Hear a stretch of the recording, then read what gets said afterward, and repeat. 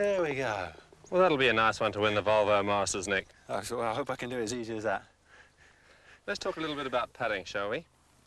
Yeah, we want to work on the basics and give everybody a good idea of how to get a simple, repetitive stroke. Exactly. So we start from, I think, just from 3 feet to give you the right picture of what we're trying to achieve. And that's a nice pendulum action with the shoulders and the arms nicely relaxed, forming this angle where we can keep the club just going backwards and forwards on line. There we go, put one there. I want to just take him back and through. Simple as that, on target. Where do you have your eyes in relation to the ball, Nick? Well, I think a simple exercise to do is to take your address, get yourself comfortable over Give you another ball here. Well, I'll use this one here, and I pop it right up on the bridge of my nose, and if I release it, there we go. That's where he landed. Then that's directly over your eye line, both vertically and in between your vision as well. So that's a great indication and a nice easy tip to get you positioned every time on the putts. Most people really are a little tentative, and as they're coming through, they start to follow and they start to peep at the hole. If you can pick a small target, a little speck behind the ball, and as you go through, you keep your eyes on that target all the time, and you can see how well the club head then goes through to your target. This is one little drill you can do quite simply. 6 tees placed wider than your putter head, and the idea is just to give you a guideline of coming back and through the ball correctly. Obviously if I bring it in too far inside, I'm going to hit this tee and I'll be thrown offline. So I want to go back and through, keeping the putter head nice and low and slow. And also a good tip is that whatever distance you go back, you also go through. This will keep you accelerating through the ball. Need a couple more. Got anything to add to that, David? No, I think it's very important that people understand that on these little putts there, the putter certainly does work pretty much straight back and through, but as we'll see when we get into the longer putts, the putter does tend to work a little inside. Well, this is another little effective drill that we use, Nick. Let me just place this shaft under your armpits here. Stab me. There we go. All right, now what this really indicates is how the shoulders work in the swing. You know, we find in many cases golfers tend to take the putter back with the shoulders and move them in an incorrect fashion, especially going through the putt. If we can just illustrate this, Nick, if you can swing it back for me, and as they swing through, a lot of this happens. So very important to get the feeling that the left shoulder is going down and up. There we go, very much like a pendulum. You can see the motion here. So this is a very effective drill, and you can either use just a plain shaft or say a 2 or a 3 iron to help you to do this. Now Nick's just going to practice putting to a tee, which brings to mind that this is an important thing to work on. When you're working on your technique, don't worry about the hole, just work on putting to a tee, then one doesn't get too frustrated with missing the putt. You put all your concentration into the technique. There we go, very easy. That promotes a very good shoulder motion.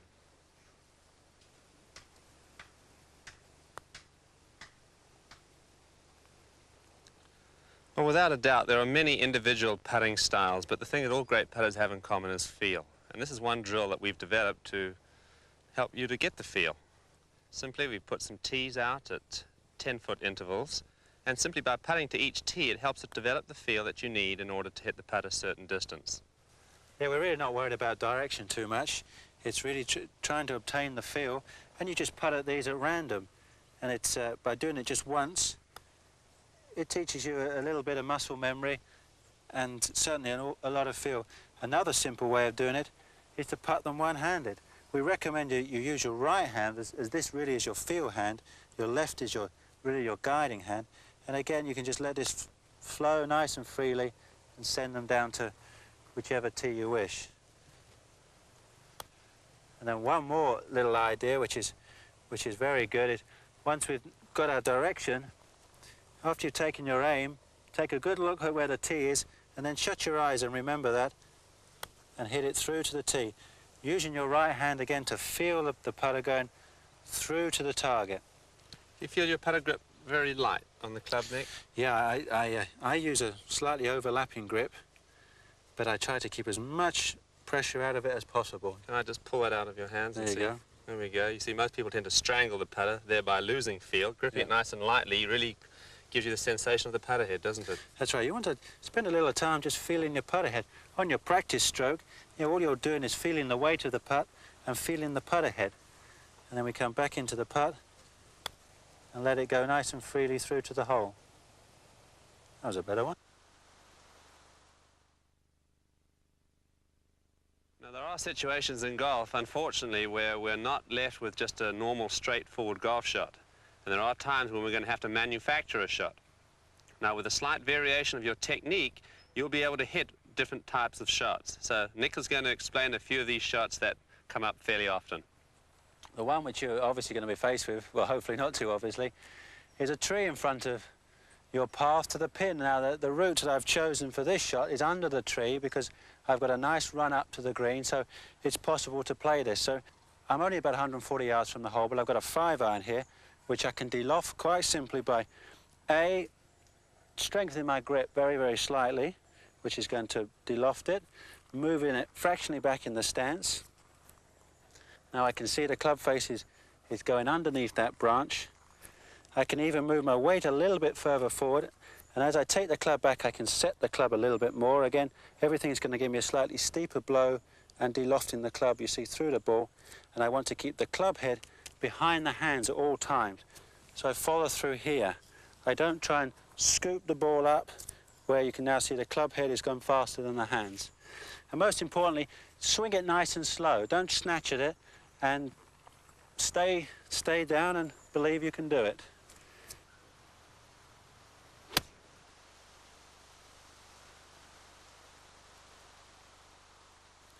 Just make sure you keep your hands ahead of the club head through the shot. Okay, we have a different problem this time. Now I want to try and hit it over the tree. Now, as you can see from behind, it's a pretty steep tree we're trying to get over, but we can simply move the ball as far forward as possible and move our centre of weight just back a fraction, only a little bit there. And by opening the face up just enough to give us a nice glancing blow under the ball, but I don't want to help to try and scoop it up.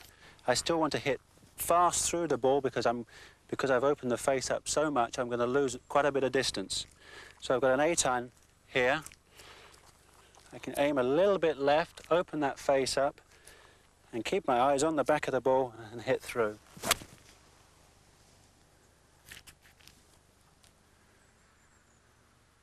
And there we go. We got it over and safely onto the green.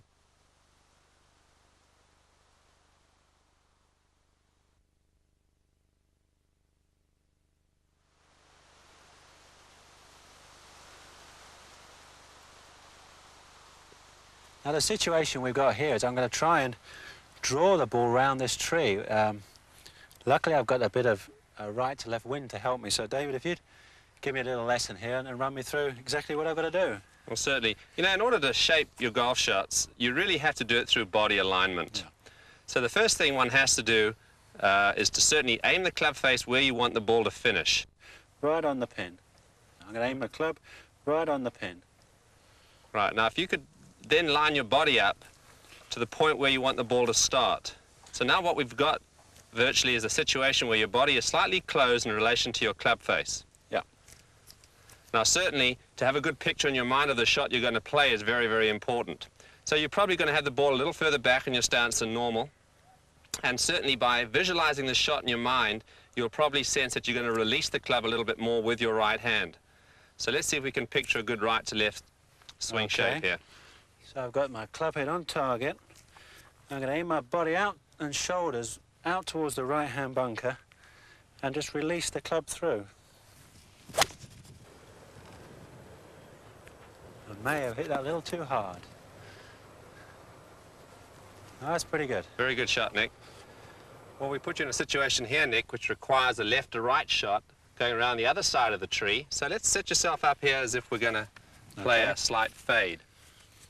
So first of all, let's line the club face up at the point where we wish the ball to finish. Right on the pin. Right, now set your body up a little left of target there where we would like the ball to start. Okay. Place the ball a little further forward in the stance as well.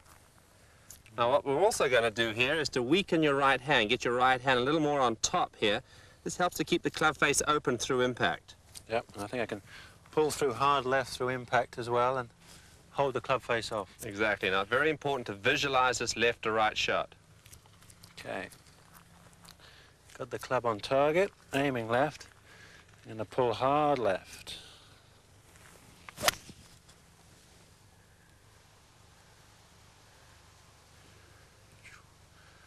There we go. Great shot there, Nick. Thank you.